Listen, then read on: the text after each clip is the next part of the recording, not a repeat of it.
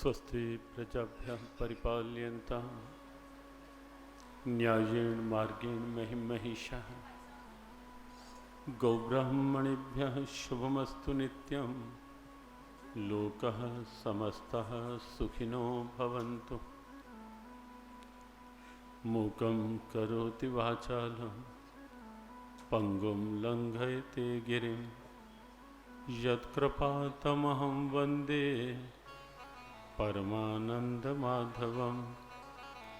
प्रपन्नपारिजाताय स्तोत्रवेत्रैकपाणये ज्ञानमुद्राय कृष्णाय गीतामृतदुहे नमः।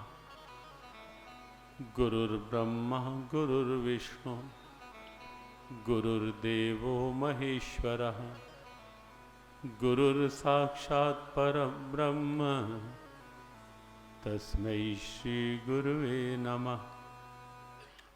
वसुदेवसुतं देवं कंसचाणूरमर्दनं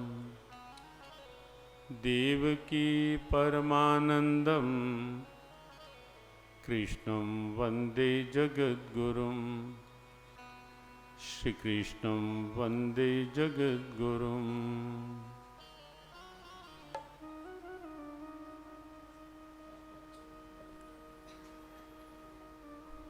ओम नमो भगवते वासुदेवाय।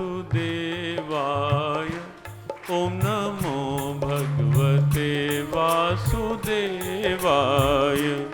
ओम नमो भगवते वासुदेवाय। ओम नमो भगवते वासुदेवाय। ओम नमो भगवते वासुदेवाय। ओम नमो भगवते वासुदेवाय। ओम नमो भगवते वासुदेवाय। ओम नमो भगवते वासुदेवाय। हे नाथ पकड़ लो हाथ मेरा। हे नाथ पकड़ लो हाथ मेरा। मेरे नाथ पकड़ लो हाथ मेरा।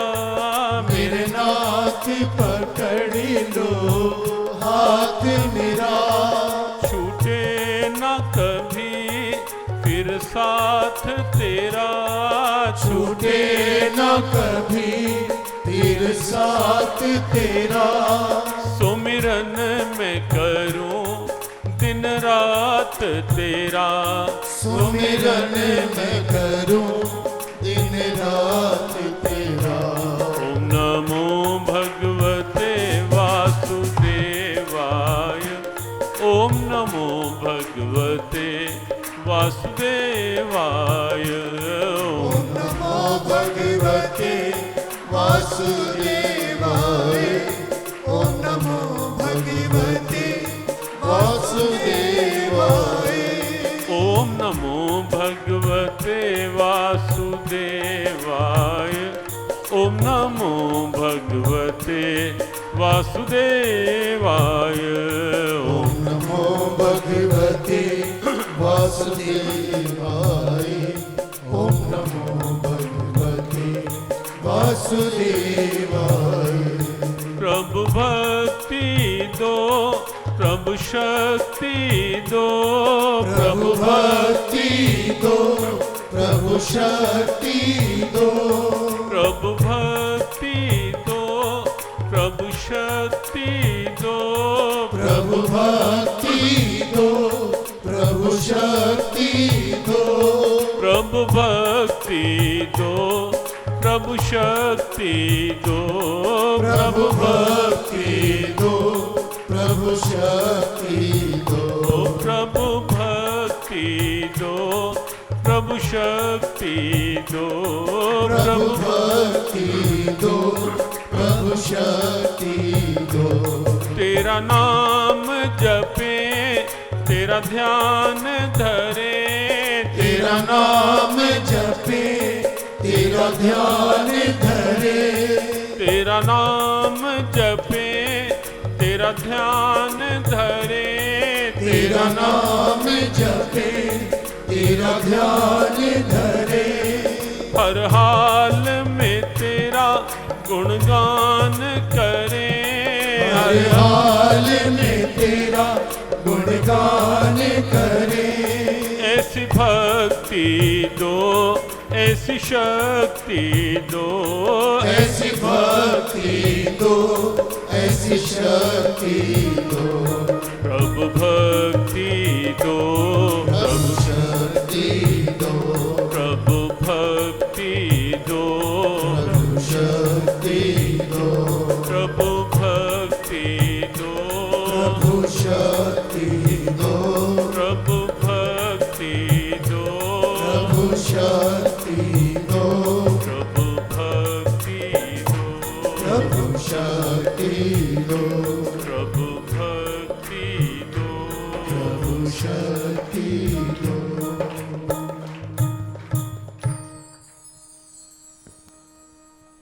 केवल 1 मिनट के लिए मौन, शांत, जहाँ भी बैठे हैं बिल्कुल सहज शांत। हो सके तो 1 मिनट आंखें बंद, भीतर के भावों से प्रार्थना का यह स्वर गुंजारित होता अनुभव करें। प्रभु भक्ति दो, प्रभु शक्ति दो।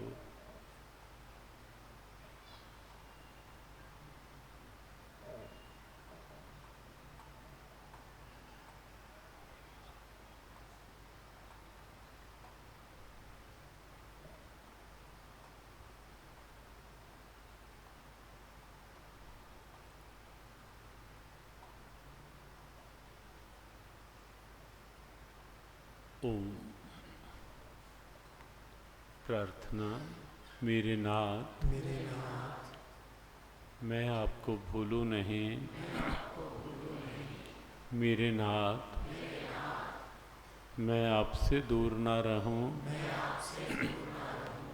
आप मुझसे दूर ना रहें, मेरे नाथ, आप अपनी कृपा सदा सब पर बनाए रखें। जय श्री कृष्ण,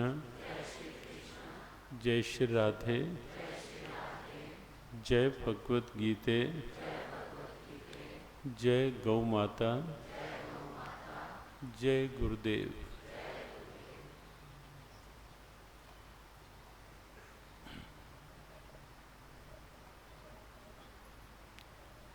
हाँ, जहाँ भी स्थान मिले शांति से बैठ लें, शांत रहें। सत्संग में केवल सत्संग के भाव के साथ बैठें। बहुत छोटे बच्चे जिनके साथ हैं और आवाज़ कर रहे हों तो पहले से ही कृपया, बाहर टीवी स्क्रीन लगा है, बाहर बैठकर ही सत्संग श्रवण करें। मोबाइल का प्रयोग बिल्कुल नहीं सत्संग स्थल में। सभी गंभीरता से ध्यान रखें।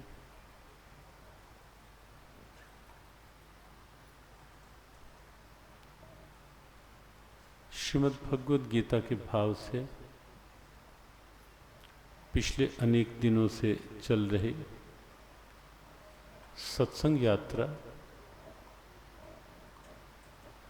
3 दिन मोहाली के श्री लक्ष्मी नारायण हनुमान मंदिर के सत्संग सभागार में आज तीसरा दिवस। सौभाग्य से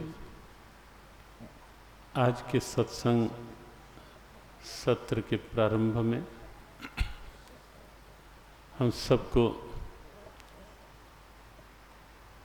एक प्रेरक उद्बोधन और स्नेहिल आशीर्वाद प्राप्त हुआ। हमारे संत समाज के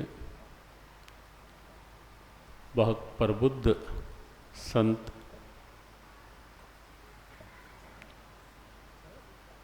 श्रद्धे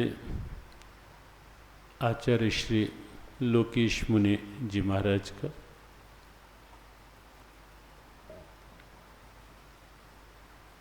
संतुलन की बात उन्होंने कही। वर्तमान में जो कोविड का एक बहुत विकट सा समय हम सब के सामने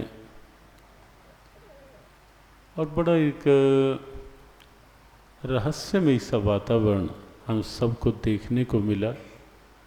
अभी भी बादल पूरी तरह छटे नहीं हैं।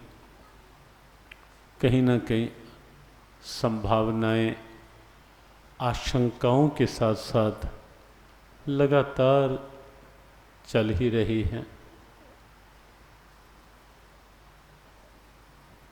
और ऐसे में कोविड से क्या कुछ सकारात्मक शिक्षा ली जानी चाहिए, ली जा सकती है।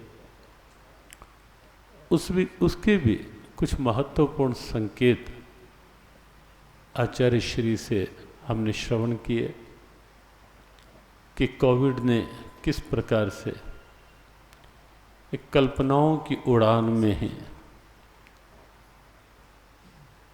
उड़ने का प्रयास कर रहे, जीने का प्रयास कर रहे मनुष्य को धरती पर पांव टिकाए रखने की एक प्रेरणा दी, एहसास करवाया। महत्वपूर्ण बात है और ये सच्चाई भी है, क्योंकि कोविड के आगे सबने देखा किसी का कुछ भी काम नहीं आ रहा था। वैज्ञानिकों के विज्ञान धरे रह गए। दवाएं इम्यूनिटी बूस्टर के रूप में अपना काम करती रहे, लेकिन वो भले ही कोई भी दवा आयुर्वेद की, एलोपैथी की या वैक्सीन भी, लेकिन अभी तक कोरोना को समाप्त करने की कोई दवा, क्योंकि कोरोना का आकार, प्रकार, भार, सार, आधार कुछ भी किसी की समझ में आज तक है भी नहीं, हुआ भी नहीं। और सब बिल्कुल स्तब्ध से होकर देखते रहे और आज भी देख रहे हैं।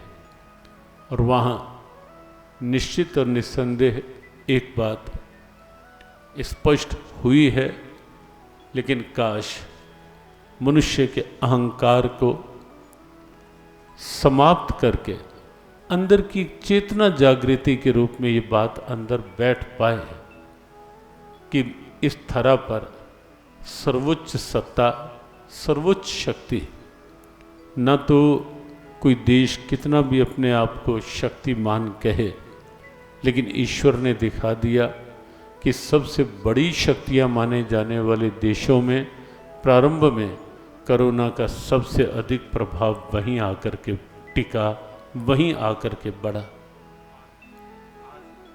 और आज भी इस समय भी पूरे विश्व में आचार्य श्री बता रहे हैं कि पूरे विश्व में आज भी देखा जाए कि कोरोना का सबसे अधिक प्रभाव कहाँ है, तो दिखेगा कि जो अपने आप को सबसे अधिक शक्तिशाली सिद्ध करने के प्रयास में या अपने आप को विश्व का बास सिद्ध करने के प्रयास में ही अपनी सारी ऊर्जा, सारी शक्ति झोंक रहे हैं,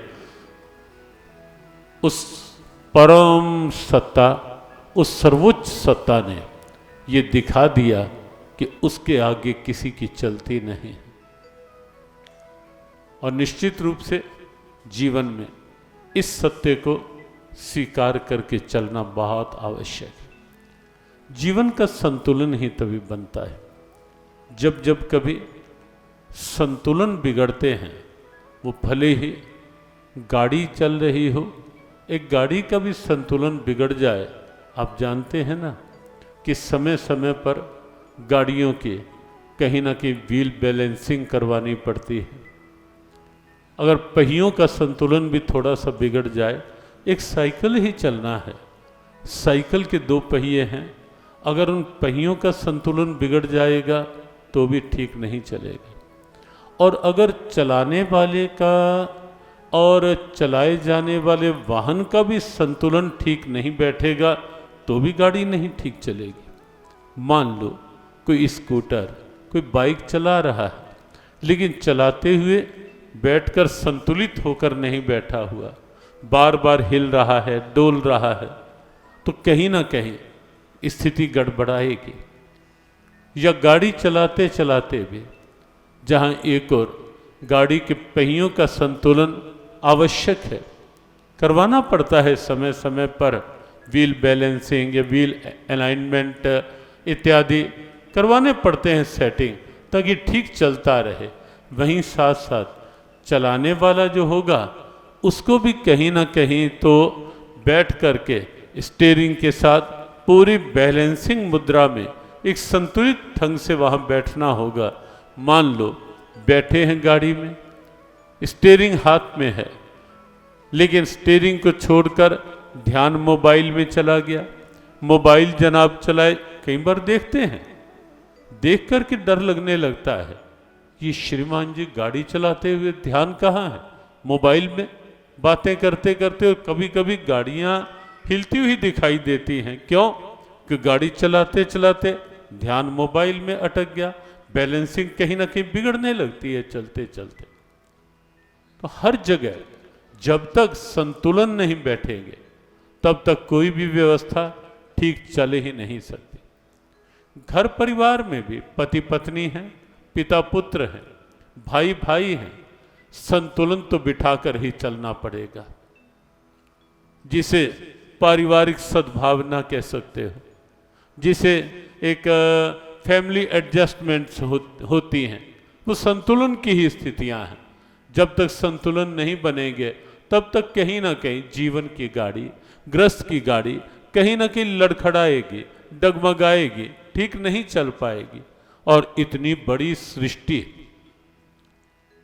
बड़ी सृष्टि की फंक्शनिंग, संतुलन तो बनाना पड़ेगा। प्रकृति के साथ भी संतुलन बना के जीना होगा। और भगवद गीता, हमारे से यदि कोई आचार्य श्री पूछते हैं कि भगवद गीता का मूल तत्व, तो हम बहुत सीधी बात कहते हैं कि गीता का योग जीवन को संतुलित ढंग से जीने की प्रेरणा गीता का योग है। इस समत्वम योग उच्यते, जब भगवान गोविंद ये कहते हैं कि योग की परिभाषा क्या है, समत्वम योग उच्यते, मन की सम अवस्था, मन की साम्य अवस्था, मन की शांत अवस्था, मन की स्थिर अवस्था, या वही शब्द जहां से प्रारंभ हुआ आज का सत्र, मन की संतुलित अवस्था गीता के कृष्ण कहते हैं, योग कहलाती है। और वो संतुलन आप भगवद गीता में पग पग पर देखेंगे। आज मोहाली के भाव से सत्संग का विश्राम है, इसलिए कल संकेत किया था, कुछ हम सूत्रात्मक संकेत लेंगे आज के सत्र में। और भगवद गीता में आप पाएंगे हर रूप में एक संतुलित भाव दिखाई देगा। शरीर की व्यवस्था संतुलित करके चलना पड़ेगा, और उसके लिए गीता के कृष्ण बहुत सरल शब्दों में, बहुत सीधे शब्दों में और बड़ी प्रैक्टिकल अप्रोच के साथ, भगवद गीता बहुत स्पष्ट रूप में प्रैक्टिकल अप्रोच का शास्त्र है। भगवद गीता व्यवहारिक दृष्टिकोण लेकर चलने वाला ग्रंथ है। भगवद गीता बिल्कुल व्यवहारिक धरातल की सच्चाइयों को स्पष्ट करने वाला ग्रंथ है भगवद गीता। जो लोग ये कहते हैं कि गीता बहुत जटिल ग्रंथ है, ठीक है, वर्तमान में कथाओं का कुछ प्रभाव मंचों पर से अधिक रहता है, बुरा नहीं है। कथाओं का प्रभाव भी यदि सात्विक ढंग से है, व्यासपीठ की मर्यादाओं के भाव के साथ है, तो कथाओं का भाव भी बुरा नहीं है। भागवत कथा को कहीं हम ये तो नहीं कह सकते ना कि भागवत कथा में कहीं कोई कठिनाई है। भागवत कथा जीवन की समग्र व्यवस्था है। श्री राम कथा आप श्रवण करें, पाठ करें, आपको पूरे जीवन की एक परफेक्ट लाइफ कैसा होना चाहिए, प्रभु राम का चरित्र आपको बताएगा कि एक समग्र जीवन क्या होता है, एक परफेक्ट लाइफ क्या होती है, जहां हर परिस्थिति में आराम सुरक्षित है, जहां एक बाल्यावस्था में माता पिता के प्रति सम्मान सुरक्षित है, परिवार में भाइयों के साथ सद्भावना किस प्रकार से सुरक्षित रह सकती है, वो भाव सुरक्षित है। और ऐसे ही प्रजा के साथ हर रूप में आप देखेंगे और तो और कोल, किरात, भील और समाज में, विश्व में ये स्पष्ट करने की बात भी कि राम केवल नगरवासियों के लिए नहीं, राम वनवासियों के भी हैं। राम हर प्राणी के हैं और इसीलिए वानर, भालू वो भी उनकी सेना में सम्मान पाते हैं। तो राम एक समग्र व्यवस्था, इसलिए कथा के तत्व को हम कहीं भी प्रश्नों में नहीं ले सकते, हमारी दिव्यताएं हैं। लेकिन भगवत गीता तो एक सीधा सीधा दर्शन है, जीवन दर्शन कहो या जीवन का दर्पण कहो, दोनों बातें कह सकते हो। जीवन दर्शन कहो या जीवन का दर्पण कहो, दोनों सच्चाइयां हैं। लाइफ की फिलॉसफी है और लाइफ के लिए एक मिरर का काम भी करती है गीता, कि कहां मेरे जीवन में क्या कमी है जिसे मुझे सुधारना है। जैसे बाहर का दर्पण शरीर को दिखाता है कि कहां कुछ ठीक, कोई वस्त्र ठीक नहीं, कुछ भी बाहरी रूप दिखाएगा आपका बाहर का दर्पण, लेकिन अंदर की स्थिति, अंदर की कमियां क्या हैं, मेरे विचार कैसे होने चाहिए, मेरा भाव कैसा होना चाहिए, मेरा स्वभाव कैसा होना चाहिए, सद्भाव कैसा होना चाहिए जहां मैं रह रहा हूं वहां, और ईश्वर के प्रति भाव कैसा होना चाहिए जिसका मैं अंश हूं, वो सब कुछ गीता रूपी दर्पण आपको स्पष्ट करेगा कि कैसा एक समग्र जीवन। लेकिन कुछ लोग ऐसा मान लेते हैं कि गीता बड़ा कॉम्प्लिकेटेड सा ग्रंथ है, very very difficult to understand, ऐसे शब्द बोल देते हैं बहुत लोग। और कुछ लोग तो हमें लगता है कि जिनकी अपनी ही मानसिकता में कहीं ना कहीं रूखापन होता है, कोई भाव की स्थिति में जीने का प्रयास ही नहीं किया, तो यहां तक भी कह देंगे भगवत गीता ना ना ना, Bhagavad Gita is very dry subject, very dry, और ऐसे नाक फौसी, वेरी ड्राई सब्जेक्ट, बड़ा रूखा। अरे भाई, गीता ड्राई सब्जेक्ट नहीं है, गीता तो जीवन की ड्राइनेस को समाप्त करने वाला सब्जेक्ट है। गीता कोई रूखा विषय नहीं है, गीता तो जीवन की रूक्षता को समाप्त करने की और जीवन में सरसता लाने की, रसीला जीवन कैसा हो, सुरीला जीवन कैसा हो। भगवत गीता तो उसके लिए है कि नीरसता में क्यों जी रहे हो, रूखेपन में क्यों जी रहे हो, तीखापन स्वभाव में लिए क्यों जी रहे हो। भगवत गीता तो इस बात की प्रेरणा है कि जीवन को सहजता में जियो, सरलता में जियो, सरसता में जियो, सद्भावना में जियो। और इसीलिए जियो गीता का जो आह्वान है, केवल संस्था का नाम नहीं जियो गीता, जियो गीता का आह्वान गीता के साथ जियो।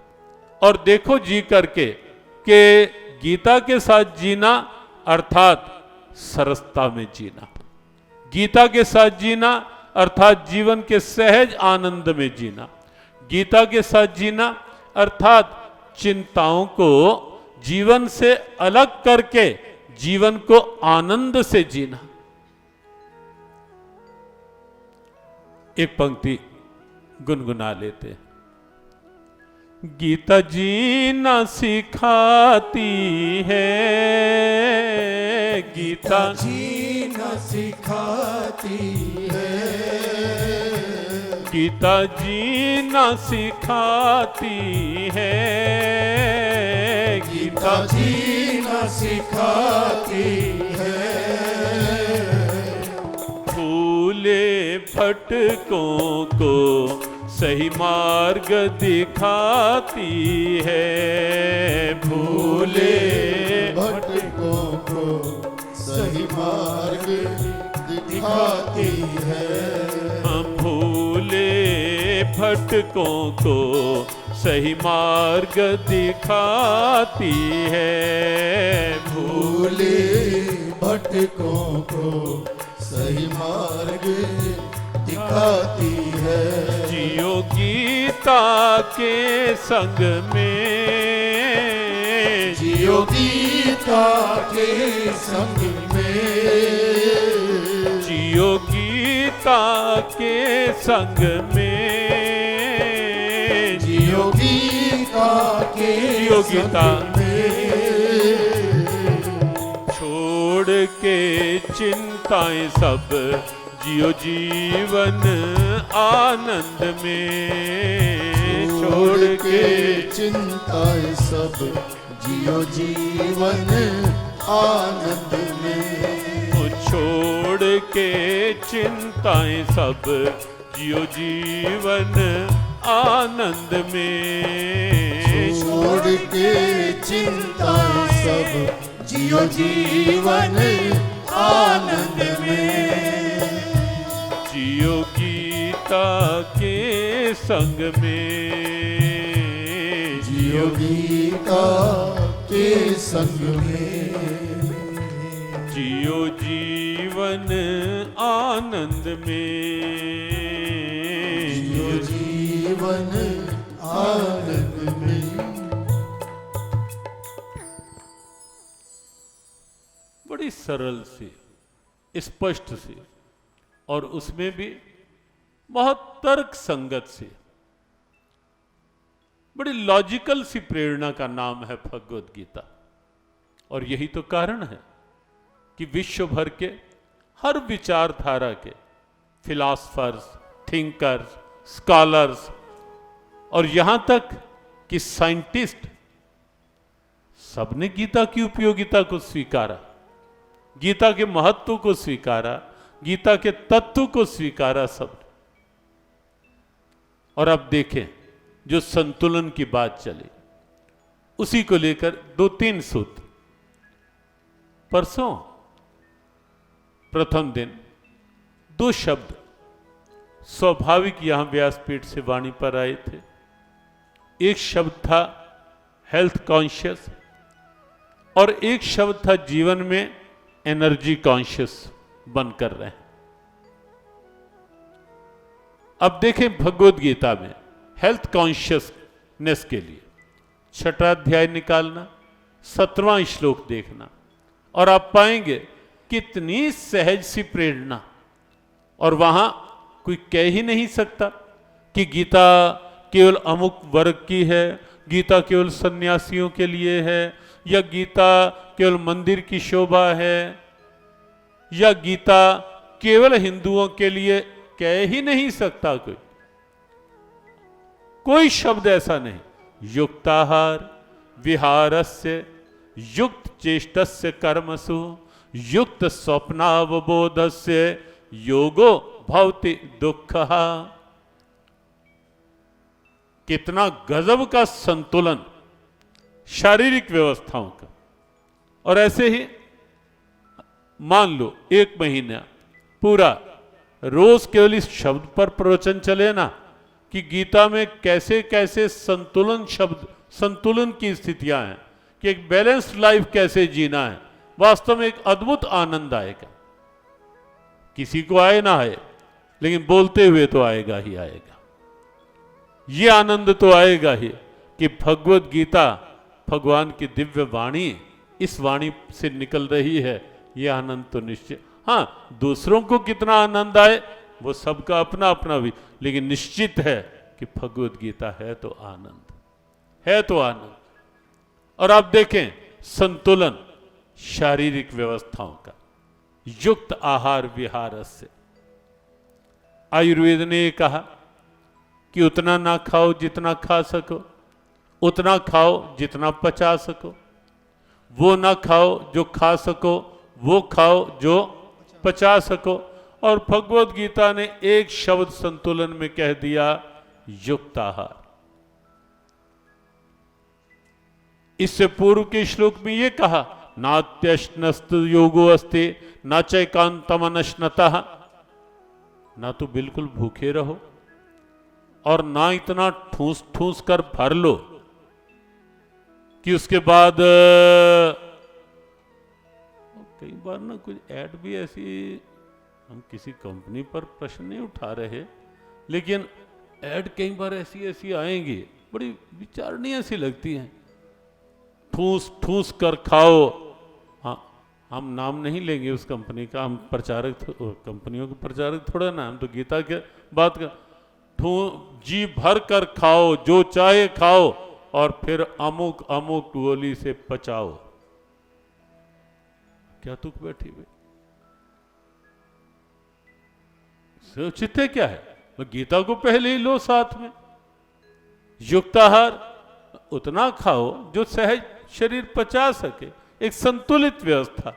और आप देखिए कितना प्यारा सा मंत्र है, ना बिल्कुल भूखे रहो और ना इतना खा लो कि बाद में हर समय ध्यान यही जाता रहे। एक बार भगवद गीता के 5 तत्वों को लेकर जब कहीं कुछ आयुर्वेद के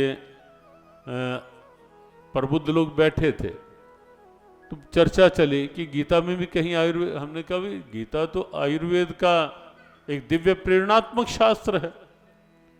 5 तत्वों की बात गीता में है कि तत्वों से शरीर बना, और 5 तत्वों को के साथ ही ये शरीर चल रहा है। सारे तत्व शरीर में है तो ही तो चल रहा है। देखो, भूमि का तत्व जो अन्न खाते हैं हम, जल का तत्व, शरीर में जल की कमी आ जाए शरीर ठीक चल सकता है क्या? वायु तत्व तो शरीर का आधार ही है। पूरा सिस्टम, पूरा ब्लड सर्कुलेशन, पूरा ये श्वासों की गति जो चल रही है, ये वायु के कारण ही तो है सारी। और जल, वायु तेज, अग्नि मंद हो जाए तो समस्या, अग्नि बढ़ जाए तो समस्या। शरीर में अग्नि संतुलित हो। और किसी ने हमारे से कहा कि आकाश कहाँ अंदर आ गया, बाकी तत्व तो हैं। हमने कहा आकाश का अर्थ देखो है स्पेस, उसका अर्थ ये है कि खाओ। अब गीता को इस धरातल तक उतारेंगे ना शरीर जीवन में की व्यवस्थाओं में, तो आपको लगेगा कि हर बारीक से बारीक स्थिति गीता में है। परमार्थ की, अध्यात्म की सर्वोच्च ऊंचाई तो है ही है, लेकिन गीता ने यह भी कहा कि अगर जमीनी धरातल पर ठीक जिसको नहीं चलना आ रहा, वो हिमालय की ऊंचाई कैसे चढ़ लेगा? व्यवहार का धरातल ही ठीक नहीं तो अध्यात्म की ऊंचाई कैसे पालोगे? और इसीलिए गीता की बारीकियां आप देखें। जब किसी ने कहा आकाश की भूमिका, हमने कहा निश्चित है आकाश की भी भूमिका। कैसे? उनका भूख, अगर आयुर्वेद ये कहता है ना कि अगर 4 रोटी की भूख है तो 3 से कम खाओ, बीच में स्पेस छोड़ो। आकाश तक स्पेस छोड़ो, क्योंकि अगर पानी पियोगे गीली होगी, फूलेगी भी, फैलेगी भी, तो उसको स्पेस चाहिए। नहीं स्पेस मिला तो विकार उत्पन्न करेगा शरीर। तो हर बात आप देखेंगे युक्त आहार विहारस्य, युक्त चेष्टस्य कर्मसु, ये संतुलन की बात। कर्मों में इतना अधिक भी ना लगे रहो कि सुबह कईयों को कहो ना कि 10-15 मिनट चैन से भाई गीता पाठ करो, ध्यान करो, कुछ आराम से बैठकर सुमिरन करो। जब कहो क्या करें महाराज, पूछो मत, सो बिजी, इतना थक।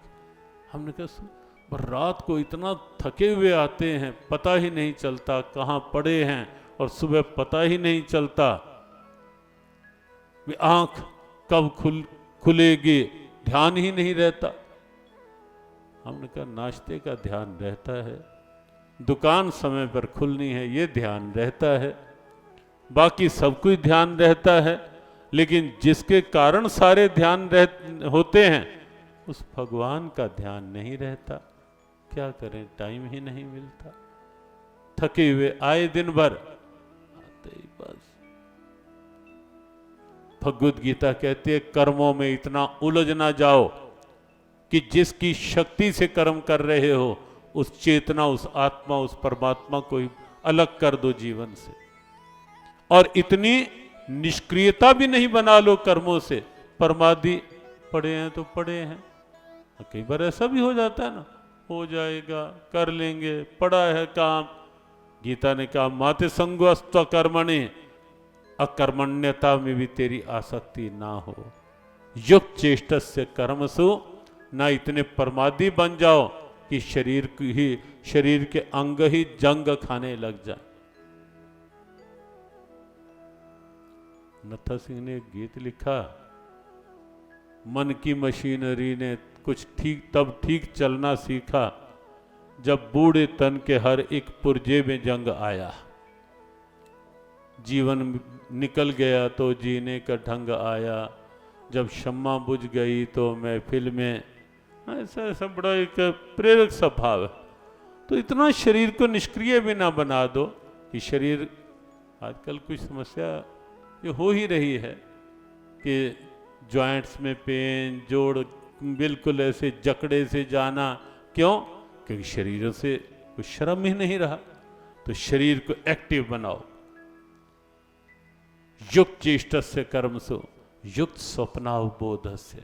एक एक बात देखें संतुलन की। युक्त स्वप्नावबोधस्य, सोना भी बिल्कुल संतुलित, ना बिल्कुल ऐसा बनाओ जीवन कि सोना ही नहीं, जाग रहे हैं। और मोबाइल में कई लोगों देर रात्रि तक मोबाइल में ही उलझे रहेंगे और फिर सुबह क्या करें, आंख ही नहीं खुलती। अरे भाई 2-2 बजे तक तुम मोबाइल से खेलते रहोगे व्यर्थ में, आंख कहां खुल जाएगी।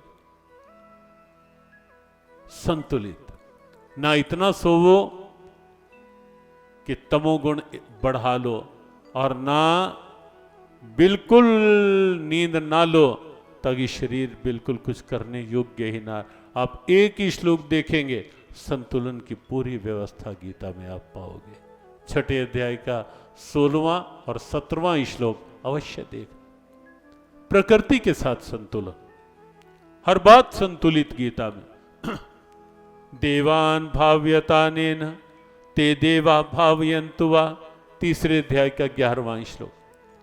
परस्परम भावयन्तः श्रेयः परमवाप्स्यथ। प्रकृति के साथ भी संतुलन बनाकर जियो, गीता ने कहा।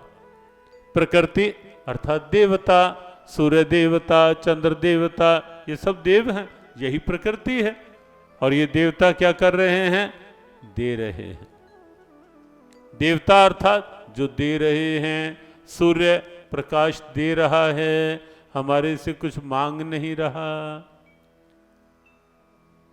वायु चल रही है, हमारे से क्या अपेक्षा है। चंद्रमा की ज्योत्सना, हमारे से कहां कुछ अपेक्षा है।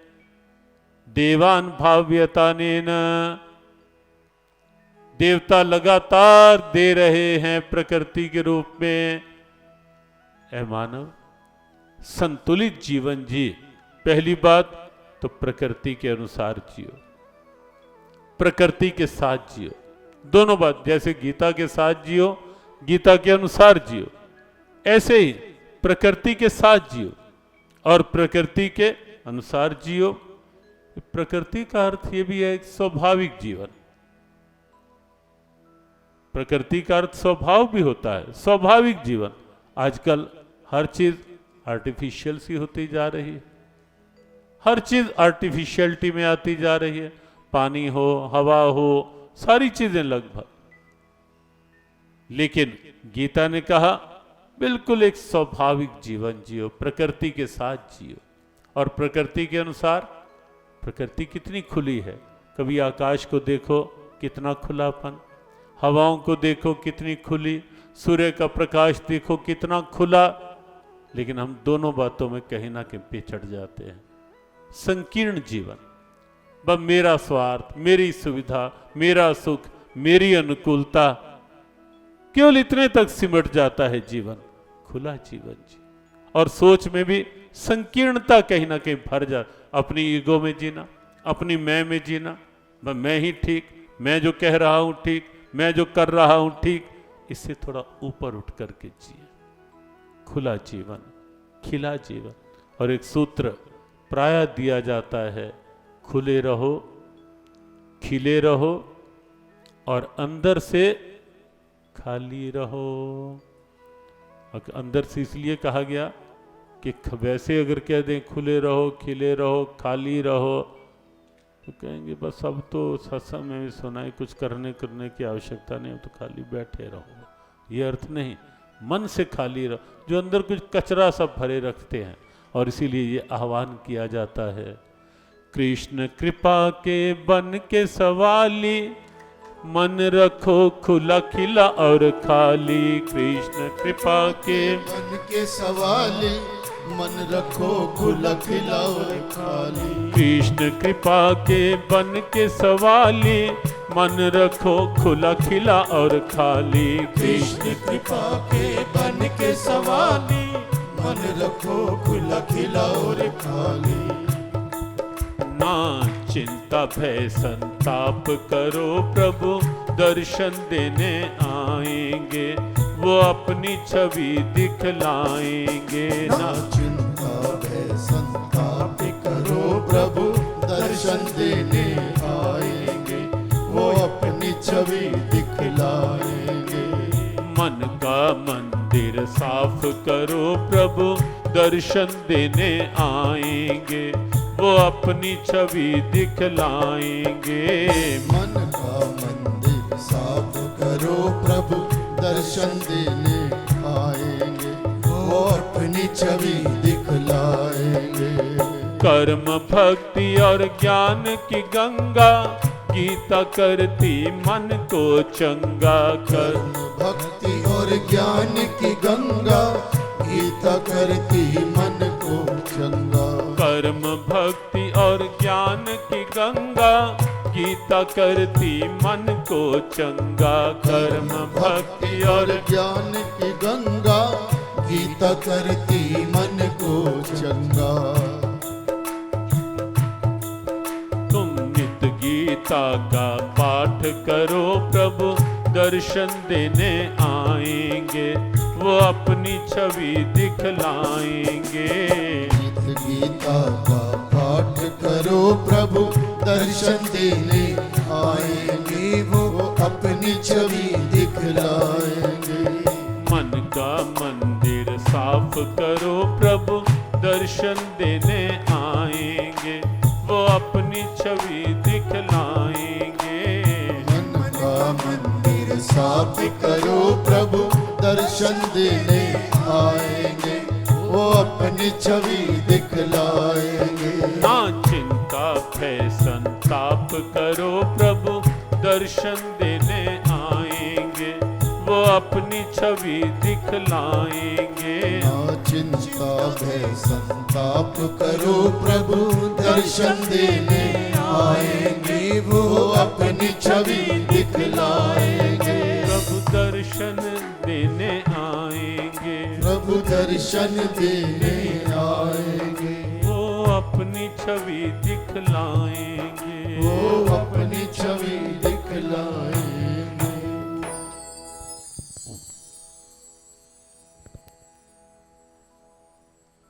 बस सूत्रात्मक सी बात, जीवन को बंद बंद नहीं जिए, थोड़ा खोलें, स्वभाव को खोलें।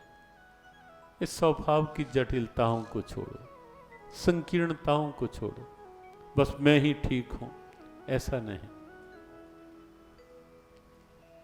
स्वभाव में उदारता लाए। भगवद गीता के इस श्लोक का अर्थ प्रकृति के साथ जीने का, जैसे प्रकृति दे रही है, अपेक्षा नहीं, इसे कर्मण्येवाधिकार अस्ते के साथ जोड़कर देखें। माँ फलेषु कदाचन, जीवन का एक पक्ष है। हर समय जब ये सोच के जिएंगे ना, मुझे क्या मिलेगा, मेरी बात कहाँ मानी जाती है, मेरी बात कहाँ सुनी जाती है, तो कहीं ना कहीं कलह होगी, द्वेष होगा, ईर्ष्या बनेगी, घुटन बनेगी वातावरण में। और वो घुटन केवल अपने लिए नहीं, वो पूरे पारिवारिक वातावरण का प्रदूषण बनेगी। ये प्रदूषण क्या है? जब इंसान केवल अपनी सोच को अपने तक सिमेट लेता है, विचारों में प्रदूषण, वही कहीं ना कहीं बाहर का प्रदूषण बनता है। तो विचारों में खुलापन रखें, दूसरों को सम्मान देने में अपना सम्मान समझें। बड़े सरल से पारिवारिक सूत्र हैं। दूसरों को सम्मान देने में सम्मान समझें। सम्मान चाहने में सम्मान नहीं मिलता, सम्मान बांटने से सम्मान मिलता है। केवल हम मीठी वाणी चाहें और दूसरे से मीठा ना बोलें, कोई अर्थ नहीं उसका। उदारता रखें। जो हम चाहते हैं वो पहले दूसरे के लिए दें, दूसरे के लिए करें। अगर हम चाहते हैं कि मैं सुखी रहूं, सुख बांटने का प्रयास करो। अगर हम चाहते हैं कि लोग मेरे से प्यार से बात करें, मैं अपनी ओर से पहले दूसरों से प्यार से बात करना प्रारंभ करूं। अगर हम चाहते हैं मेरे से कोई मीठी वाणी से बोले, कईयों को होता है दूसरे से बात भी करेंगे, मुझे तेरा गुस्सा बिल्कुल पसंद नहीं है, मेरे से तमीज से बात की। अरे भाई तू स्वयं बोल रहा है ऐसे हाथ खड़ा करके, लेकिन दूसरे को मेरे से तमीज से बात करनी से, तू तो तमीज दिखा पहले। ये हम देखेंगे समाज में कुछ स्थितियां प्राय दिखाई देती हैं। दूसरे को उपदेश दे रहे हैं कि ढंग से बात कर। एक बार बड़ी पुरानी बात है, एक माता कोई आई, महाराज जी भजन में ना मन नहीं लगता, मन ना हलचल में। हमने कहा माता थोड़ा अपने स्वभाव को ना शांत बना लो। हमें नहीं पता था उस माता का स्वभाव क्या है, सच्चाई। हमने तो ऐसे ही कहा कि शांत स्वभाव होगा ना तो शांत स्वभाव में भजन में भी मन लगेगा, वैसे भी अच्छा। वो जैसे ही हमने कह दिया माता स्वभाव को शांत, आपको क्या लगता है मैं गुस्से में रहती हूँ? हमने कहा जय हो माता, प्रणाम प्रणाम प्रणाम। हमने हाथ जोड़े, हमने कहा प्रणाम माता। हमने कहा अगर हमारे इतना कहने पे कि शांत स्वभाव बनाओ तो आपको क्या लगता है मैं गुस्सा? वो कई बार होता है, कोई ऐसा नेचर से बन जाती है, बोल शांति, स्वभाव में शांति, बोलने के ढंग में शांति। अगर हम चाहते हैं कि हमारे से कोई शांति से बात, पहले पहल करें अपने आप, क्योंकि प्रकृति का नियम है, यहाँ जो दिया जाता है वही लौट कर मिला करता है। कल युग नहीं कर युग है ये, यहाँ दिन को दे और रात ले, क्या खूब सौदा नगद है इस हाथ दे उस हाथ। प्रकृति का नियम है, इसलिए जैसा प्रकृति देने के स्वभाव में है, हम भी अपने स्वभाव में खुलापन बांटें, खुले रहें, खिले रहें और प्रयास करें। आप कहेंगे महाराज करें क्या? हम चाहते तो हैं कि खुला जीवन बनाएं, शांति हो, मुस्कान हो, लेकिन ये परिस्थितियां जीने तो नहीं देती। कुछ ना कुछ ऐसा घटित हो जाए, कुछ ना कुछ बात हो जाती है, कोई ना कोई हालात। यही तो गीता की आवश्यकता है। गीता का एक संतुलन ये भी है, अनुकूलता और प्रतिकूलता में संतुलन बना के जियो। पहले से मान कर जियो कि जिस सृष्टि में हम और आप आए हैं, यहाँ दिन के साथ रात दोनों हैं साथ साथ, बसंत और पतझड़ यहाँ सृष्टि में दोनों हैं, यहाँ संयोग और वियोग दोनों हैं इस सृष्टि में। अनुकूलता और प्रतिकूलता दोनों साथ साथ चलती हैं। इस कल बताया था ना कर्ण और स्वयं भगवान कृष्ण की बात। इस सृष्टि में दोनों साथ साथ चलते हैं, और आज से नहीं, प्रारंभ से, केवल एक के लिए नहीं, सबके लिए। जो भी देह धरे का गुण यह सबका हो पर होए, लेकिन अंतर इतना, ज्ञानी भुगते हंसकर, अज्ञानी भुगते रोए। इस सृष्टि है, सृष्टि में दोनों पक्ष हैं, संतुलन बनाकर जियो। अनुकूलता मिली है, पहले से मान लो अनुकूलता आने पर अहम नहीं जगने दो, और ना ही अनुकूलताओं में इतना अटैच हो जाओ कि जरा सी प्रतिकूलता एकदम परेशान कर डाले। संतुलित जीवन, समत्वम योग उच्यते। अनुकूलता मिली है तो प्रभु इस रूप में आपकी कृपा ही मिली है, आपकी ही कृपा मिली है। और अगर कहीं अनुकूलता नहीं भी है तो प्रभु कोई ना कोई बात होगी, कोई प्रारब्ध होगी, आप इस रूप में काटना चाह रहे होंगे, आपकी मौज, आपकी इच्छा। संतुलन बना के जियो। दिन उसका है, रात भी उसी की है, लेकिन यह भी निश्चित है कि दिन नहीं रहता तो रात भी नहीं रहती। संतुलन दोनों में बना के जीना होगा। भगवद गीता संतुलन का शास्त्र है। अध्यात्म और भौतिकवाद में संतुलन। भौतिकवाद में जब इंसान इतना रचपच सा जाता है कि अध्यात्म बिल्कुल किनारे पूरी तरह से, और वो समस्या जो अर्जुन के जीवन में आई, वो जब एक वैश्विक समस्या बन जाती है और पूरे विश्व में जब ये दिखने लगता है कि भौतिकता ही भौतिकता, और उस भौतिकता में से कहीं जन्म लेता हुआ, और केवल जन्म लेता हुआ नहीं, बढ़ता हुआ अहंकार, और वो अहंकार बन जाता है कभी ऐसा विकार कि कभी सुनामी के रूप में फिर प्रकट होता है, चेताता है आकर के कि सृष्टि तुम्हारे हाथ में नहीं है, सृष्टि किसी और के हाथ में। और जब बड़े बड़े देशों के वैज्ञानिक देखते रह जाते हैं कि ये सुनामी थी क्या, ये चक्रवाती तूफान, ये कोई यास, कोई क्या क्या नाम, और जब चलते हैं वहां लगता है ना कि ये सृष्टि किसी और के हाथ की है, किसी और के हाथ। और उसी में ये कोरोना वायरस, जब पूरी तरह सृष्टि में ऐसा लगता है, और ये एक चेतावनी होती है कि अब भी संतुलन बना लो। और वैसे भी आप देखो ना कि जितना जिन जिन देशों में जितना भौतिकवादी विस्तार हुआ, उतना महाराज चिंताएं, तनाव, दबाव, अवसाद, टेंशन, स्ट्रेस, डिप्रेशन, उसी इस आत्महत्याएं, हमने बीच में संकेत किया था कि विश्व भर में, अन्य देशों में, क्योंकि अध्यात्म कभी स्वीकारा नहीं गया, केवल भौतिकता। और इसीलिए जब डिप्रेशन की स्थिति आती है उसके बाद कोई सूझता ही नहीं। पड़े पड़े बड़ी बड़ी कोठियां, और विदेशों में ऐसा देखा गया, बड़ी बड़ी कोठियां हैं जी, एकड़ों में कोठियां, और घर में कोई है ही नहीं। पता चला तब जब कई दिनों बाद कोई कोठी के आगे से निकल रहा था, और काउंसिल को, ये ऐसी घटनाएं महाराज भी जानते प्राय होती हैं विदेशों में, कि काउंसिल को सूचना देनी पड़ती है कि लगता है इस घर में से दुर्गंध आ रही है, लगता है कि कोई अंदर ही अंदर कुछ घटना घटी हुई है। और तब काउंसिल वाले जब आकर खोलते हैं तो पता लगता है कि अंदर जो रह रहे थे या सुसाइड या वैसे कोई है ही नहीं देखने वाला।